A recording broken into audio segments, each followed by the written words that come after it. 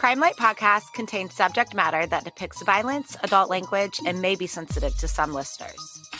Interviews are the words of those speaking and may be speculative and not 100% factual. Listener discretion is advised. I'm Lauren, your host. And I'm Jasmine, your co-host. Together, we are Crimelight Podcast. We work to shine a light on missing persons and unsolved murders. To help shine our light brighter, please subscribe in all major platforms: Apple, iHeart, Spotify, Google Podcast, and more. But we just love her and want her home. We know by now that she is not alive. If she was, she'd have moved these mountains to get to these boys. I know that. And everybody that knowed her knowed how she loved them boys. And we just want her home. We just want closure for these two boys. On May 7th, 2015, in Fisty, Kentucky, Natasha Fugate Jones left a note under her son's pillow saying she would be back in a few days and not to worry, that she was headed to find a place for all of them. 5 years later, her sons are still waiting for their mother to come home. After catching a ride from her friend Joan and Joan's husband, Natasha and her friends then ran into a male acquaintance while stopping to visit at another acquaintance's home. They decided to include him in their plans for the day. The group of four headed up to a reclaimed strip job for some recreational activities. After some time, Joan and her husband decided to head home, leaving Natasha and the male acquaintance alone. Natasha would make a phone call later that evening to Joan while she was still with that male, and that would be the last time anyone would hear from her. When he was questioned by law enforcement about his time spent with Natasha before her disappearance, he would tell law enforcement that she jumped from his vehicle and ran into the woods surrounding that strip job. Searches conducted by neighbors familiar with the area, EquiSearch, and law enforcement would not yield any evidence showing that Natasha was in the area. The male who provided this information would later go on to fail a lie detector test. Now, 5 years later, we are left with many more questions and as few answers as we had on day one of Natasha's disappearance. A family is desperate and now offering a $15,000 reward for any tips leading them to Natasha's whereabouts. So join us as we help to shine a light on the disappearance of Natasha Fugate Jones. So we are lucky enough to be speaking this evening with Ola Faye, which is Natasha's grandmother, and her mother, Shirley. So we have them both on the line. If everybody would like to just say hi. Hello. Hello. And we also have, of course, Jasmine. Hello, everybody. All right, so we're going to just kind of jump right in, and you've kind of heard the backstory of what's happened with Natasha's story, and now we can get that insider information from her family who knows her best. So going back to when Natasha went missing, I guess we'll start with you, Ola Faye. She was staying in your home temporarily at the time. So when that note was left, we do want to explain to listeners that, Natasha didn't just leave her children home alone. It wasn't like she left this note and left. They were, in the care previously of her grandmother, and she was staying there temporarily with the children. So if we could go back to that day, Ola Faye, and you could just kind of start us off and explain to us where everything started for you.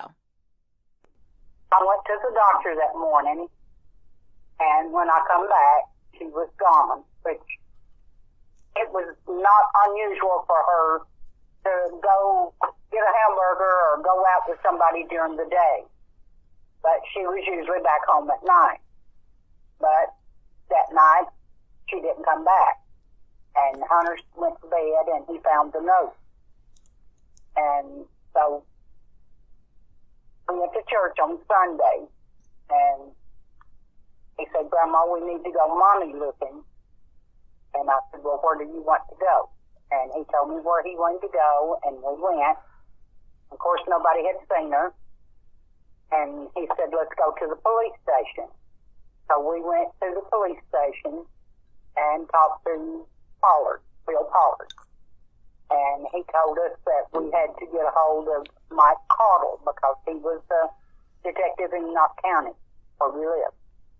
So I come home, called Mike Caudle, and he came, and he did much more than get up the driveway till Joan Engel come up the driveway. And she stood out there on my steps and told him more in 5 minutes than I could have told him in a month. She told him about being up on the mountain and a bunch of pines and a rug being up there, and on and on. I can't remember everything she told him. And then she convinced him to take her up on that hill to check it out. And he put her in the car and took her up on the hill and checked it out, and he come back and said he would go back and check further, and which I think he did later on. But it's unreal. It is still unreal. And we definitely understand that this is the hardest conversation to have, in your life. This has been extremely hard for you all. So we genuinely appreciate you speaking with us, and you've been great from the beginning. I mean, extremely, open with us, and we're so humbled by the fact that, you're willing to work with us in the way you are. But we hope in getting this information out that it does bring those answers to you. We had, such a candid conversation last time, and it broke me down when we got off the phone. Just, your words of saying you're getting older and you just want to know where she is before you leave this world. Can you tell me a little bit more about over the past few years, different things that have came forward as far as even being, town chatter? What have you heard as far as what's gone on with Natasha? We have heard everything that you can imagine. That she was put down in a well, that she was put in a hole on top of the mountain. Somebody somebody left a note at a grocery store, and then somebody called after some of the people had been up on the mountain looking for her. Somebody called a friend of mine and told her that they was looking in the wrong place. And she went straight to the police and told them that. It's just been one thing after the other, and none of them checked out. Right. So essentially just a bunch of wild goose chases that you've been taken on for these past 5 years. Yes. Goodness. Nothing solid. Right. Nothing's actually came to any conclusions or given you any more answers than the day she left, actually. So Shirley, going back, kind of asking you the same thing. I mean, going back to the beginning and your take on things and how this has affected you as her mother. If you just kind of want to start for the beginning for you and explain to us where you're at with this. Well, where I'm at with it today is like day one. It's just a repeat every day for 5 years now. I came back here in July. I was not living here when Natasha left from Mom. I came back in July, and I thought deep in my heart, I believe that once she found out that I was back here, she would show up. And unfortunately, she hasn't. It's a heartbreak that you never get over. A piece of your heart is gone. And I just want her found and brought home. That's all I want. And that would be, we've talked to many families that, they say so often that, they're not even so much worried about justice of it anymore, especially when you have someone who's missing and no one knows any answers. But just to be able to lay, we've talked and you've said, whether she's with us or not any longer. And, you all pretty well believe she's not because she would have came out. I mean, she loved those boys. There's no reason for her to stay gone for 5 years. And so I kind of want to go back, and we're not going to disclose the whole note. You were amazing, you and Ola Faye, in letting us, read that information. But it really opened our eyes because when you read articles or anything that is out there in the news, it almost seems like she just left her child this note. Well, I'm leaving. I'll be back in a few days. And I feel like a lot of people made their opinions on that. I realized that Natasha, like many, was facing an addiction. But deep down, she loved those children. And when we read the note, it definitely didn't come off as someone who was just going off on, a party bender and going to be gone for a few days. It genuinely seemed like she left that note thinking she was going out to do something, productive to better her life. What are your theories and thoughts on what happened that day as far as how Natasha left your home and left a note and then went to hang out with some people and then just came up missing? Do you have any, as a mother with motherly instincts, do you have any true gut feeling on what's happened here? True gut feeling. She left here with good intentions of trying to do better, yes, for herself, number one, so that she could do better for her son. She wanted better, but around here, with the addiction, she couldn't do better. It's a battle, and every day that you're an addict. But no, she didn't have ill intentions of never showing back up. No, right. Not Natasha. So deep down, something had to have happened in order for her to still be missing. Yes, ma'am. So, ladies, you have mentioned, and either one of you can answer this, I believe, Olaf, you touched on it, and just for our listeners. So you had mentioned that, once the detective came out to your home, or the officer came out to your home to, start the process for Natasha, Natasha's missing case, that, Joan Engel had pulled back into the driveway, or had pulled into the driveway shortly after him. And just so listeners know, and we will have a bit of Joan's interview with us in the podcast, so you guys will hear that. Joan Engel is actually who picked Natasha up the morning that she did eventually go missing. Just curious, just kind of letting our listeners know, what has been your interaction with Joan and you two ladies? Has Joan been forthcoming with either one of you, or spoken to either one of you about what happened that day? No, she come up here and one time and was going to talk to me about Hunter.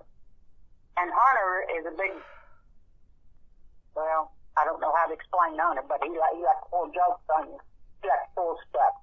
He told Joan that he had been down to the mouth of the holler, that's where Natasha hung out, with Joan and Virgil and OJ and Pam Singleton.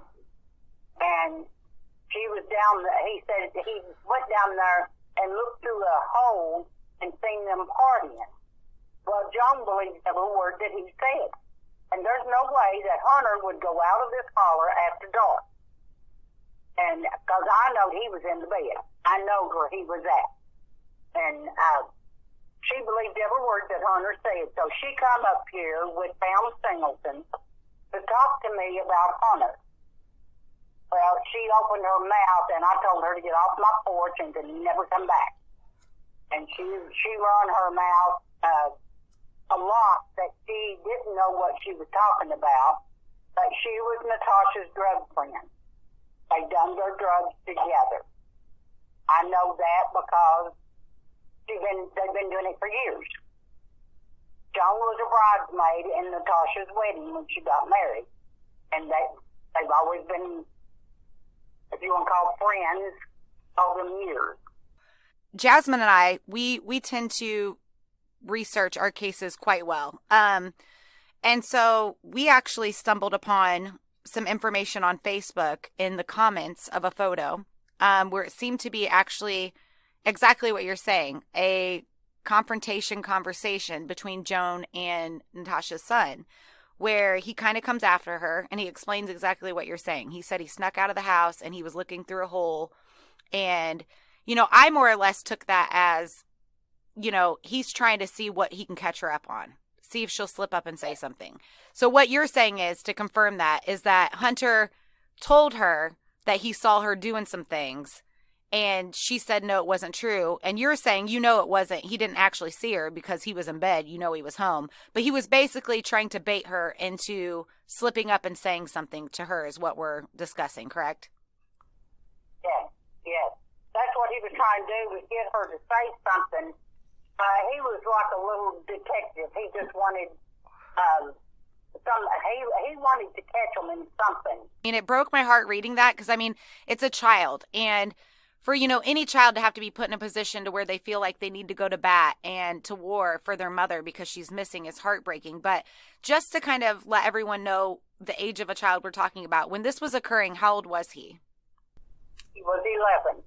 So imagine being 11, my goodness. And he knew that she loved him, and he loved her, but he knew that she was battling an addiction. And that's the horrible thing with an addiction that I've personally dealt with it in my own family, is that, in that moment, it is a disease and it will take your soul and all the things that you love and around you. And it's such a cycle and battle. And it's even harder when, like you were just kind of saying before, Shirley, you said around here it was hard, because when you're in these smaller communities where jobs are scarce, and it's just riddled in the community. Once your community kind of gets riddled with that, saturation of the availability of the drugs, and you're already going through things, it seemed like, being a young mom and going through, life, it just didn't pan out the way that she thought it would. And she was kind of swept under with this addiction. So the best of your knowledge, she had known Joan for quite a while, but you would say that it was more or less not a friendship, but maybe a codependency because they were both under the influence of drugs. Well, they were friends. They'd been friends for, Lord, I don't know how long, in school. And then they was always together. I mean, they'd have words and fall out, and then they'd go back to being friends again. Was it always something that, like, with them together, it was always a problem, or did this start later in life with them using together? I think it started when they was in school. When I look back, I can see it started in school. So you had also mentioned something, and since the name had been brought up, and we're also going to, that's been brought up as well by Joan, you brought up the name of Virgil Singleton. And the case brief, that we had prior to this interview that our listeners have already been able to listen to so they could understand Natasha's story. It is our understanding that Virgil was the last person that Natasha was to have been known to be with. Is that correct? Yes. Just curious there, was Virgil's name was he somebody that Natasha had spoken about to either of you before? Was he a friend you guys, knew she had? Or had you had any sort of knowledge prior to this of Virgil Singleton and his, any sort of relationship, being friendship or otherwise, with Natasha?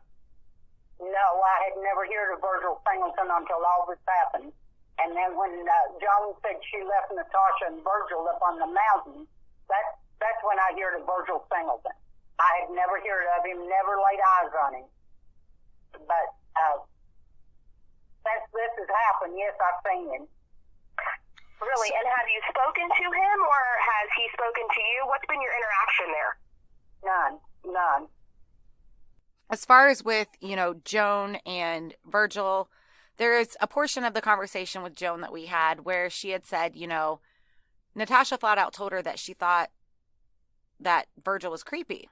To the best of your knowledge, being her mother and grandmother, and her demeanor and how she would carry herself, if she was in a situation to where she felt somebody was creeping her out or she felt uncomfortable about it, drug or not, and just being completely honest, do you think that she, if there was maybe the benefit of her still being able to obtain drugs from him or to obtain anything from him, do you think she would have continued to keep herself in that situation? Or do you think that with Joan being right there as a ride out of that situation, that she would have just gotten in the car with Joan? I think that because of the drugs, she stayed with him. Because Joan and Josh, her husband, and Natasha and Virgil was all up on the mountain. And when Joan and Josh left, he left Natasha with Virgil. That was her story. Right. I said, so do you believe that to be true, that she was left on the mountain that day? Yes, I do. Yeah. And so, yeah, there's just been so much that's been discussed. And even on our Facebook, for those of you that are a part of our Facebook page, on Facebook, it's Crimelight Podcast. We have promoted Natasha's story quite a bit, and we've gotten involved in different groups in the Kentucky area. We were actually just featured in an article, which we will link in the show notes. But we've definitely been after this. And one thing that's always came back is it's almost common knowledge in your town that Virgil Singleton did this. And it's one of those where it's like, well, this is what happened, or he was seen wearing her pants 3 days later, so he had to have done it. And there's this and there's that. But clearly, rumors don't solve cases. We were very interested in the fact that people were openly commenting on our Facebook, letting us know, yeah, it was Virgil. So that was kind of mind blowing. And I apologize, my notification just dung in there. So that's what that ding was. But it just is very interesting to us that it's been kind of the general consensus of the area that Virgil Singleton did this. Virgil Singleton, he failed the polygraph test. They took him to London. Bill Ballard took him to London for a polygraph test, and he failed it. And did they specify to you what question he failed? I don't know. I don't know what question he failed, but he failed it. Right, which is, I guess it doesn't really matter which question he failed, just knowing that he failed. And how frustrating as, a mother and grandmother, being that everyone keeps bringing this name up, everybody says this is who did it, he failed a polygraph, but yet we still have no arrest and no Natasha to this day, 5 years later, almost to the date 5 years later. I think he done something to her. I think he killed her. That's what I think. Yeah, and he thinks play with it. You're not the only one that seems to think that. So Jasmine's from the area, which is exactly how we began discussing this case. When we decided to start Crimelight, she said, back at home, there's this story. I really want you to kind of look at it. So, it was back in, February, I think, when Jasmine was telling me about her and sending me stories, and we were reading up on the case. And, I had never heard about it at all, being in Indiana. And it seems like she's just definitely not gotten the media attention that she deserves, especially being missing for 5 years. So we were extremely happy to be able to speak with you and to put this together and to shine a light for Natasha. If you were able to say something directly to those involved, and assuming that they're listening, what would you say to those people? I hope that they have enough decency and respect for themselves, which I doubt that they have. I hope and pray that God puts it on them so hot and heavy that they have to say what happened to Natasha. We love her and we want her home, and they are the only ones that know what happened to her.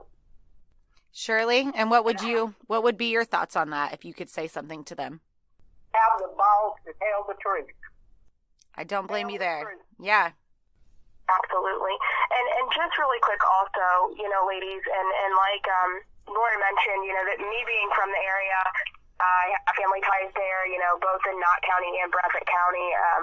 So obviously, as she said, this is near and dear to my heart. It's also near and dear to my heart, not only because this is home. Lauren and I as mothers, and both of us having experiences of our own with addiction within our families. This one struck me because when I have followed Natasha's case since, it first was released that she was missing and she had left that note for her kid. Just so people have an understanding, if both of you could touch on watching the boys through the last 5 years, how they've progressed from when she first went missing to, now, how has this affected her children? How have you guys watched her children change? Because I'm sure they certainly have. I'm sure this has shaped their lives forever, as it would, rightfully so. So how has this affected the boys? How has this changed them in your eyes that both of you have seen, if you both could touch on that? Okay. Connor, he was the apple of Natasha's eye, and vice versa. He loved his mama dearly. Change-wise, he's grown up to be a mighty big man now. I'm very proud of Hunter, of the young man that he's become. It was very hard for him at first. He didn't understand why no one was doing anything to find his mama. He looked at me one day, and both boys call me Big Mom. And he looked at me one day, and he said, Big Mom, aren't you going to do anything? And I told him, I said, baby, I can't go out on somebody's property, I said, and do what I want to do. I said, they will put me in jail, and where will you and your brother be? Okay, so he's matured a lot. He's gotten over that. He realizes now, we have to abide by the law. Hunter is doing good. Hunter's doing really good now. Connor, now, he is just now 13. Connor has a lot of hatred. And I do mean a lot. I'm dealing with a lot with Connor right now. Yeah. It has a lot to do with his mommy missing. And Believe me, a lot. That's so heartbreaking, because at that age, you're coming into becoming a young man, and he's suffering such a great loss. And I mean, rightfully so, he would have a chip on his shoulder. And it's heartbreaking because you want to see the best for him. And so you don't want to, so that's a hard position for you to be in as well. Playing that role with trying to keep him on the right track, but also giving that sensitivity and understanding to knowing exactly why some of the behaviors and situations that are coming out are because of this. And this is something that Jasmine and I talk about all the time, which is the ripple effect that a missing person or, an unsolved or even solved murder. I mean, when someone comes in and plays God and takes something away from other people, the effects are great, and they don't just end with that one person.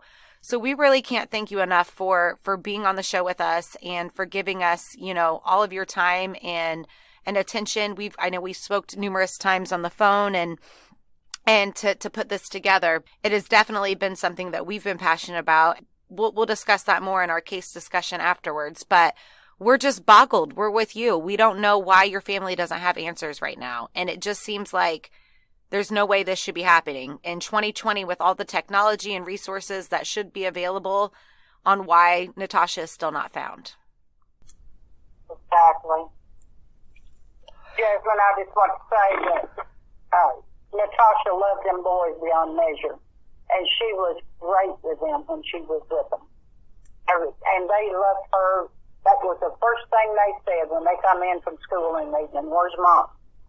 And most of the time she was here, when she was here, that big month.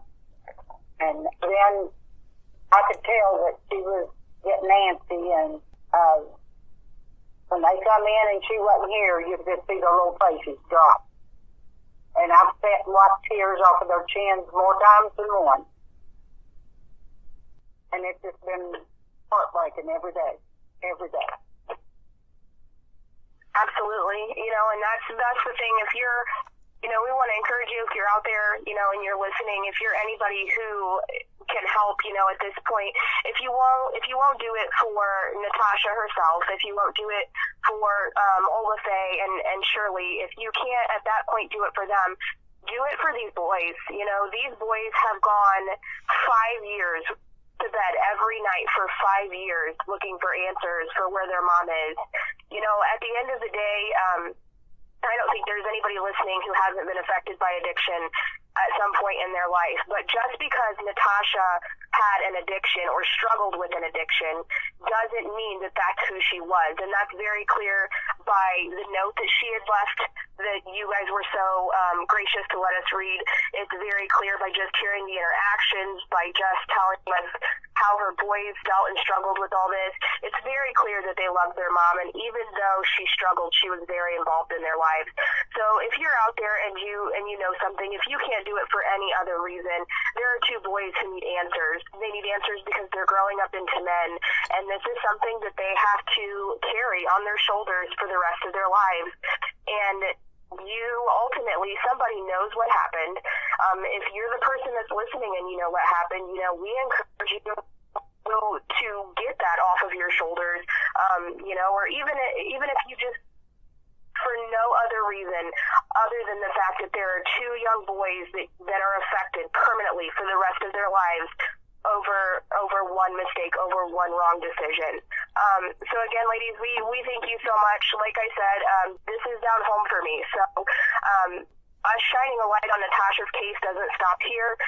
Lauren and I are always available at any time, and we're not going to stop advocating for your family, for Natasha, for Connor and Hunter until Natasha comes home, because all of you ultimately deserve to be able to put some sort of closure on this chapter in your life, if nothing else. So thank you so much again for being willing to talk with us. We were very glad to do it, and you can call anytime that you got a question, and I know I'll answer the best I can and know how. But we just love her and want her home. We know by now that she is not alive. If she was, she'd have moved these mountains to get to these boys. I know that. And everybody that knowed her knowed how she loved them boys. And we just want her home. We just want closure for these two boys. They're like my own. I love them with all my heart. And I would love to see them have closure.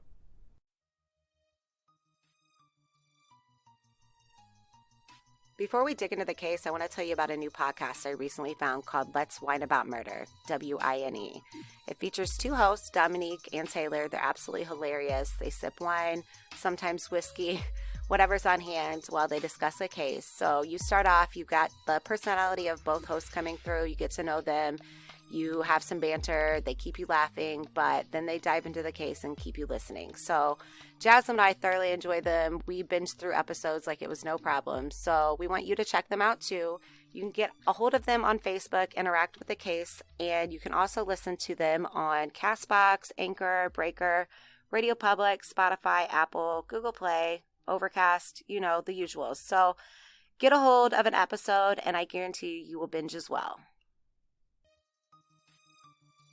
As with each episode, we will have a case discussion that you'll hear between Jasmine and I here in a moment. But before we do that, we would like to play a short clip to give you some insight into the conversation that we had with Joan.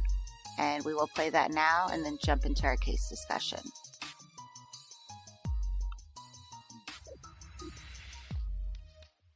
That might have been what she was up to, because she had looked at me and said, Joan, when I call, please come to me. Don't leave me stranded back here with this guy all night. He is creeping me out. I'm quoting what she said.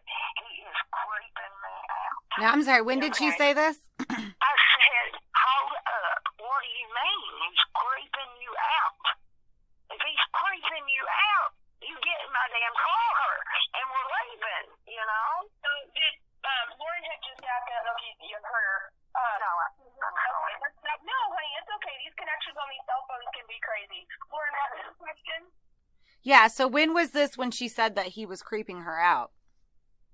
We were still standing back there on the hill, on the auger. There's like a big pumping station back there.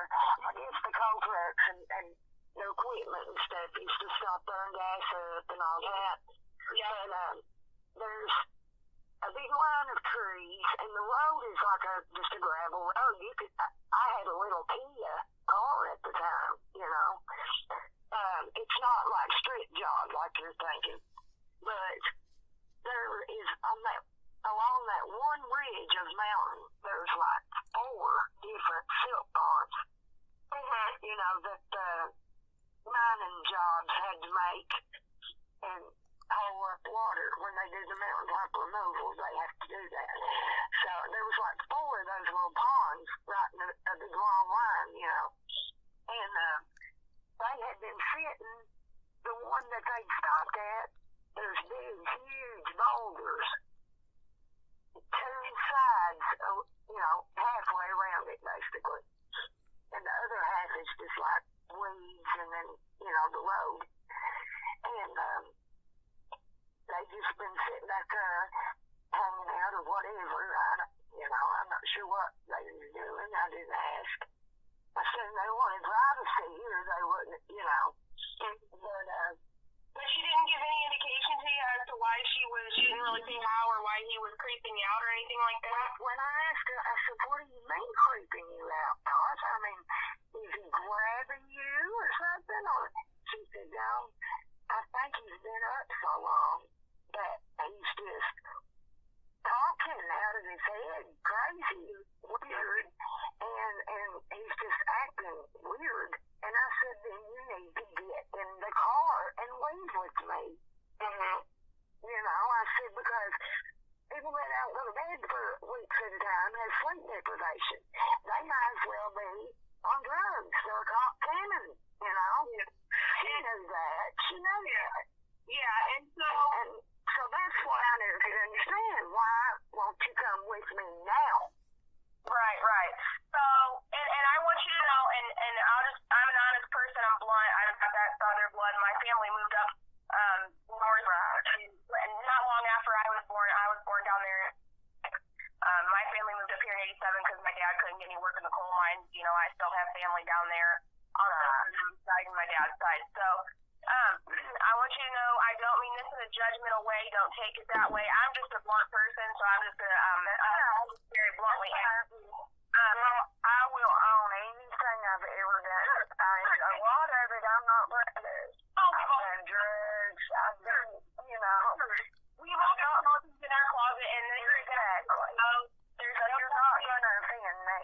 Okay, so I'm going to tell you there's no judgment on my part. I have a half-sister up here who is strung out on meth, so I know what that kind of looks. So we had just heard from different sources. We've had a lot of people, you know, kind of make comments here and there, and you know how rumors go anyways. There had been some rumors that when they were up on the strip job that they had been using some drugs, or there was some drug use going on. Now, there's no judgment on our part. We don't think any less of any. Honestly, I'm sure there was. You know, why else would you go back on a mountain where nobody travels? You're not going to see nobody unless you want privacy to either get high or have sex or both. Right. And honestly, in these parts, it's usually both. That's what people usually do. Sure. And but you know, paraphernalia or anything up there to lead you to believe that's what they had been doing. I mean, no, I didn't see anything that made me think nothing like that. But Okay. I know how she is, and I know him somewhat. He had worked with my husband on and off for like 5 years, and he done drugs and stuff. I'm sure he had something with him. I know I had give her a half of a Suboxone strip in OJ's garage that morning. So what was, and I hate to interrupt you, but just because I know. Okay, that was her drug of choice. I had been in the clinic for quite a while, and I always tried to help her out with one if I was around her or something, because she dated a couple guys that had talked her into using the needle, and I never did, you know, I never was a fan of that. And so I tried the best I knew how to keep her off of that. Right. Okay. So to your knowledge, from just having that friendship with her, she had used drugs through an IV or through a needle before. Oh, yeah. Okay. I know she couldn't do it on her own. Okay. She always, you know, it was usually one of her boyfriends that was done it for her. Sure. So, but yeah, anytime that she hung out with me and my husband or whatever, if we smoked weed or if we done pills, we crushed them and snorted them. Me or him, we had the same mentality on that. When that happens, I better be in a hospital bed.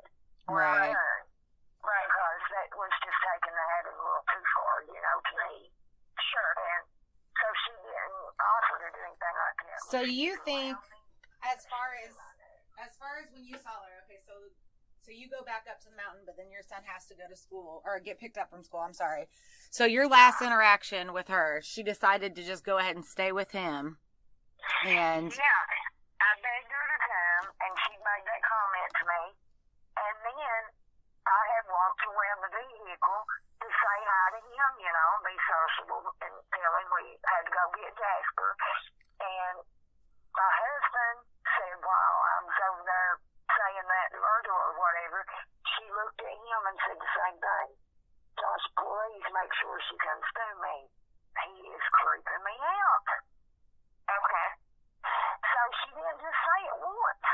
Huh. She said his wife, once to me and once to him. So do you think that maybe there were the reason So in she my mind, stayed, that's the or? only thing it could have been, is that she maybe planned on taking something, running, and was wanting to call me to come pick her up right quick so we would catch her, you know. That's the only thing that was rational to me. So just to kind of recap on that, as far as like the strip job that's mentioned and a holler, you're from the area. For those who don't understand what that is and what that would mean, what is the best way you could describe that to those people? Sure. So when you hear the word holler, the holler is literally like a valley between two mountains. And generally, there is a creek or a crick, depending on which part of the South you're from, that follows along that valley. So if you hear the word holler, that is what is being referenced. Hollers 9 times out of 10 branch off of a main road, and they go pretty far back. From being from the area, some of my family live in a holler, and you are about 45 minutes from town or farther, depending on where you live in the holler, or if you do live in one. So there's that. And when you hear strip job, It's definitely like more of a rural town area. So you're thinking more like rural town life. yeah, absolutely. There's no more rural. I'm talking like if you want to use your cell phone, you climb a mountain to be able to use it. There's no cell phone reception. Yeah. So it's very rural, very rugged. A lot of these hollers still have gravel roads. So yeah, for sure, it's way out there. For our listeners, when you hear the word strip job, this is always a very interesting one. I love having to explain this to my friends when I come home from home. So when I come back, to Indiana from home, I'll tell them, oh, we went 4-wheeling out on the strip jobs. And they're like, you did what to the what? So this part of the nation is super notorious for coal mining. Okay. That's what my family, my family's family grew up doing. Anyways, so when you hear strip job, literally this is a company has gone in, they've paved a way up into a mountain, the side of a mountain or wherever the case may be. And they've stripped the land of its resources, hence the word strip job. So a lot of times you'll go up on these jobs, and this one was abandoned. So, the one that's mentioned in Natasha's case was no longer active or being used by that company. For record, I believe it had been inactive since the 80s, but you can still get access up onto these. And a lot of people, do a lot of recreational stuff, 4-wheeling back on these because there's still access. So when you go back on these jobs, it's very common to see a lot of the timber cut down. It's very common to see the sides of mountains dug into looking for veins of coal. When you hear that in our case synopsis at the beginning, that is what that means. So we just kind of want to explain that to everybody. So to wrap everything up, we have Natasha, who had been dealing with an addiction. That's clear. Her grandmother had already had custody of her children, so they were living with the grandmother. She was staying there. At the time, she actually that wasn't her full residence, but it was one of those things where she was staying there for the time. So she leaves this note that her son finds saying she'll be back in a few days. She's off to look for better prospects for their life and, a home situation, what have you. And her friend Joan picks her up. They stop at a friend's house. Now they're up on this like strip job, which you've described what that is, hanging out, doing what have you. We'll let everyone kind of conclude what they feel like was going on up there. And so, it's an overall sketchy situation. I'm not going to lie. To be going up to an area like that, just recreationally, we'll be honest, definitely leads to believe that there was probably some drug use going on. But furthermore, as we said, no judgment, but when you're involving, harder core drugs, temperaments of people, personalities, there comes sleep deprivation. All these kinds of things can play into effect to a situation. So all we really know is on the accord of her friend Joan, she left with her husband, and the last known person to be with Virgil is him. And he's admitted that he's the last person known to be with her. However, he says that she fled his vehicle. There's no evidence to say that that's true. I'm led to believe that whatever happened in between that time when Joan left and this period of time where he's saying that she fled the vehicle, I don't know if there was a confrontation or what have you, but clearly something major happened. Yeah, something has happened. And to note to the fact that Joan did mention in our discussion that she saw Virgil 3 days later wearing Natasha's sweatpants.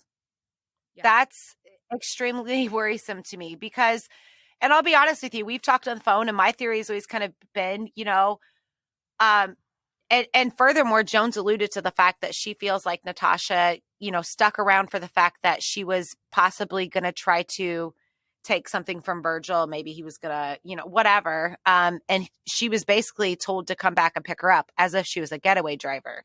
So I don't know if that's what occurred. And he was, privy to the situation, figured it out.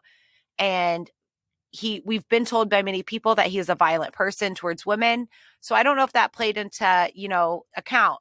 And again, this is all pure speculation. We can't speak on behalf of Virgil. We did make contact to reach out to him. That wasn't continued on the other end. So we have tried to include him in this and get his side of the story. At this point, I just kind of feel like Joan, I'm appreciative to the fact that she participated in speaking with us.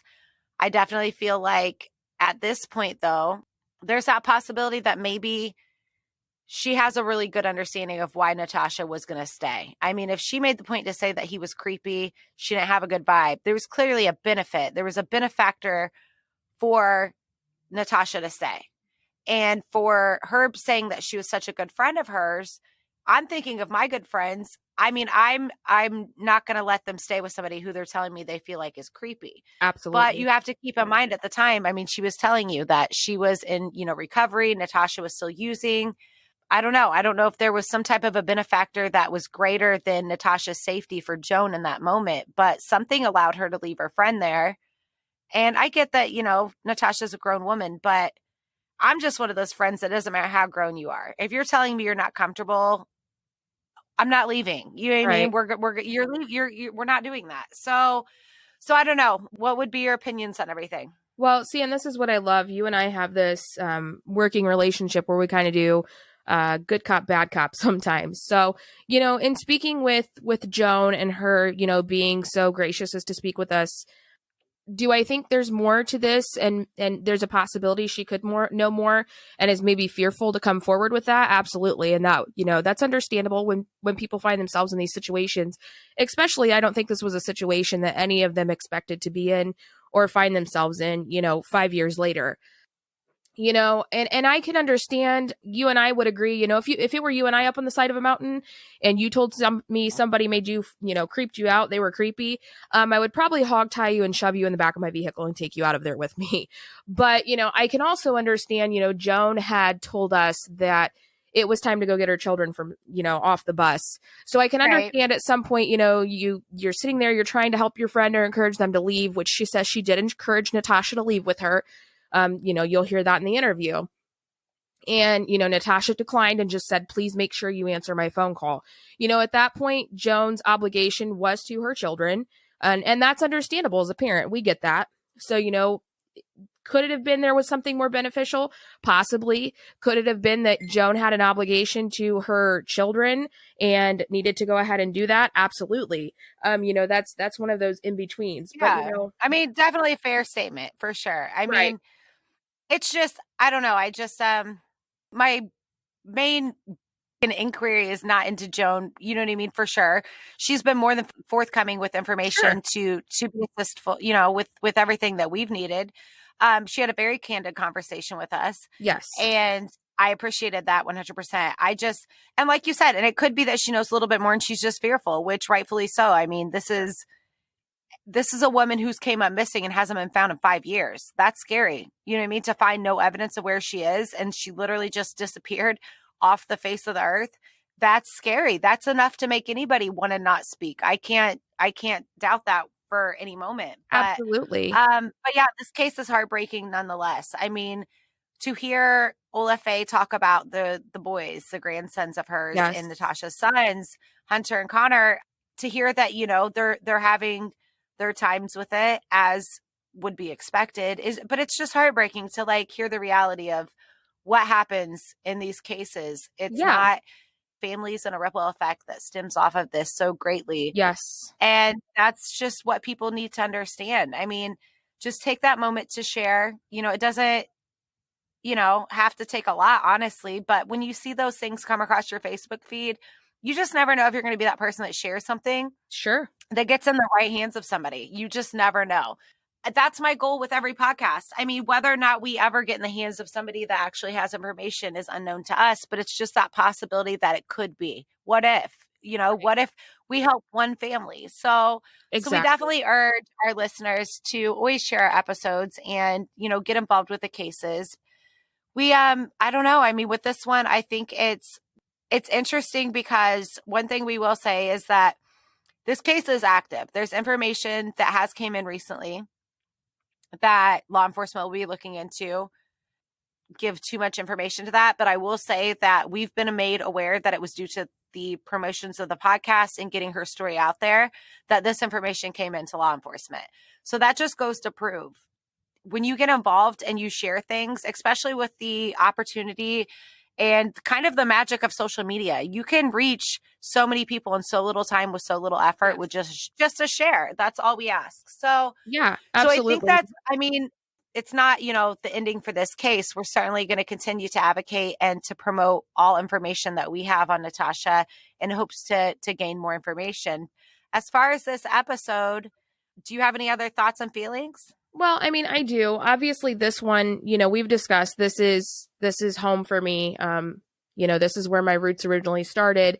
One thing I just want to touch on, I have followed this from the moment Natasha was reported missing and, the reports started coming out about this.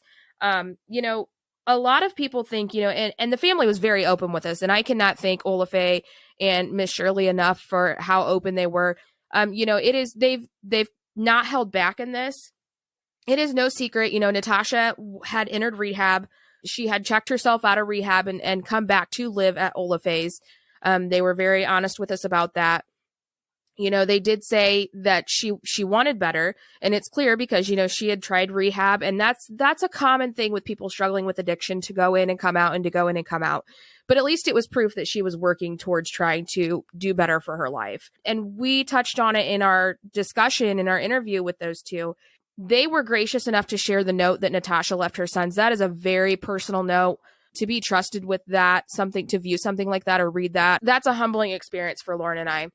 But when you read this note, initially as an outsider looking in, more facts started to pile in about this case. You instantly, unfortunately, most people, and myself included at one point, thought this is a mom who left her kids to go out on a big party bender, she made it sound like she was going to do one thing and she left to go party. Upon reading that note, I can absolutely 100% without a shout of a doubt tell all of you listening and anybody that listens to this podcast, Natasha's intent fully when she left that day was to find a place for her and her children to better herself. After reading that note, It is 110% positive. Well, and I think more so, I mean, I'll even take it down to this level, just being honest. Yeah, I mean, I get what you meant about when you read the story. If you just take it for what it is, listening to some news stories and read a few articles, and you don't talk to this family, you're definitely going to put that perception in your mind. And I think that's why we're sitting here today without answers, is that she's been tossed to the side as an addict's mom who didn't care. So why should we? And it's very unfortunate because even if that was her take, no little girl sits there on the edge of their bed saying, I wish I was an addict when I grew up. Right. Something happens in people's lives, and that doesn't make them less of a person. It just means that you need to be more of a person, and humanity needs to come forth more in you to help these kind of people, because it's still somebody's daughter. And it's extremely unfortunate that that's been the perception. But at the same time, I mean, if you kind of look at it on that take, she left that note. And even if, let's say, she was not really going to find a house in 3 or 4 days, you know what I mean? A lot of people might say, what home are you going to find in 3 or 4 days? Sure. Regardless of that fact, maybe that, finding a home wasn't going to be a plausible situation, or even maybe her intention. But what I can say from reading that is her intention was to never not come back. That was not a woman speaking. That's what I took from it. When I read it, it was like, if you were just going to leave and not come back, you wouldn't say these words you're saying to your kids who love you so dearly and hold on to every word you say as magic. Yeah. So even if she wasn't going to find a home in 3 or 4 days and change their whole life in 3 or 4 days, fine. But that message that I read still said to me that she never had any intentions of never seeing those boys again. Exactly. So she didn't choose whatever happened to her, she didn't choose that. So she deserves to be found at best. Even if like we talked with the family before, even if none of this leads to conviction, at this point, that's not even what they're worried about. Ola Faye is she's not gonna live forever, and she realizes that, and she's getting older. She wants to know where her granddaughter is, and she deserves that, to have that place to visit her and to say goodbye and to have that closure. And and even if it doesn't lead to conviction. Yes, and I think unfortunately, we very much so keep the stance that innocent until proven guilty here. But I think unfortunately, all signs point to there's really only one person that can give them the answers they're needing at this point. Absolutely. And unfortunately, we've talked about this so many times, and it's hard for listeners to understand, or some listeners to understand. Everybody's like, but they failed a lie detector test. That right there should be proof enough. Unfortunately, these lie detector tests, one, they're not admissible in court. Unless the actual suspect asks for it, which, like we've talked about before, and they can be. Yes. But in this case, this was this was just brought up by law enforcement. Yes. He was given questions. We don't know what those questions were, but regardless, he failed them. Yes. But can they do anything from that? No, because it's used as an investigative tactic. So, but why has it not, again, and we talked about that on, another case that we've done. It's like, why does the investigation seem to stop there? Exactly. And, if you look into the gentleman that's named, public records are out there. Public records are, available. That's why they're called public. You can see that, he himself obviously struggles with, a drug problem. Addiction. Yeah, sure. Yes. And there's no judgment here. Again, we are 100% no judgment on that. I think everybody's been touched by addiction, but at the end of the day, unfortunately, I think, again, all signs point to this one person, and this one person has the power to, give this family their closure. And I get, again, going back to that ripple effect, this is the thing. Despite, let's just say, for all purposes of discussion, let's say that Natasha's intentions, as, Joan alluded to, were to go up here and rob this man of his, drugs, money, paraphernalia, whatever it was he had. And, we've said this so many times, but at the end of the day, you took something that can't be replaced. And there are two young boys growing into young men now. Absolutely. That this has had a ripple effect on. You didn't just take away a grandmother. You took away a mom, and you have young, impressionable boys now. And as they mentioned in the interview, they are now struggling. Well, now they're growing up with anger. Yes. They're growing up with some anger and hate in their heart. And so these things cycle out, because now you've got an angry boy that's growing up without his mom. And hopefully, you know what I mean? It's a ripple effect that can spiral out into something totally different that you don't even know. Exactly. But, so you've given this young boy this chip on his shoulder, but why should Natasha's sons go on paying for something? No, they shouldn't. But I guess my thing is honestly, what I truly believe in my theory is that I think that there was some sleep deprivation, some heavy drug use. I think there was some irritation, whether it was actually him finding out she was going to do something or if it was just paranoia. We know there was some talk about police being involved in a chase. That's not been confirmed. But I just honestly think that something happened where he wigged out and injured this woman, but to a point where it was so serious that he didn't want to face the repercussions of that. If he would have called the police to help her, I think he would have involved himself. I don't think he knew what to do. And I think he made a very rash, life-changing for so many people decision in that moment. And that's my theory. That's what I think happened. Right. I mean, it's unfortunate because there's so many cases we've seen, and like you said, we think we know who did it. We have so much information and nothing's happening. And this is the way our justice system is set up, but it is set up to, when it works, it works. Yes. It is set up to work when it's handled and executed properly. Yeah.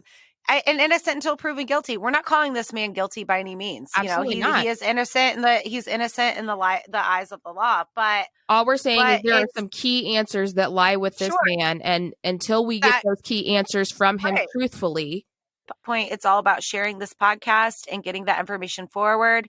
We will certainly include the link to the article that featured Crimelight and Natasha together in an article in Kentucky. Yes, we want to thank But at Sharon this Hall. point, go right ahead, Jasmine. Yeah, we give want her to thank credit. Sharon Hall with the Troublesome Creek Times in Hazard, Kentucky. We contacted her, reached out to her, let her know we were doing this podcast. She did everything she could to, get that front page reminder out there about Natasha's disappearance. She did make mention that this podcast was going to be airing. So we thank her very much for taking the time to collaborate with us for this family. It's greatly appreciated. We also want to note that if anybody has any information on Natasha's disappearance that you think may be helpful, the lead detective on this case is Detective Joshua Huff with the Kentucky State Police. If you know something and can help this family, we do encourage you to reach out to Detective Joshua Huff at the Kentucky State Police. And I think actually we can post that phone number for everybody. Yeah, we'll